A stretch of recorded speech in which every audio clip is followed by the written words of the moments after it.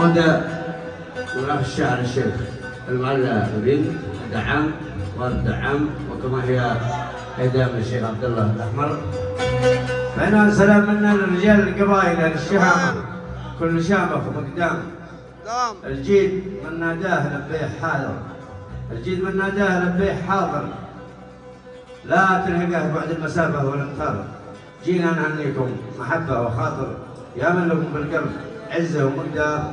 أحفاد دعام رحبت كل حاضر، معكم في السرة وفي كل الإقدار. هناكم الأحمر كبير الفعايل، شارك فرحكم بالمسرة والأنوار. يا مرحبا يا ضيف ترحيب، حافل حسب العوايد يا طويل الأعمار.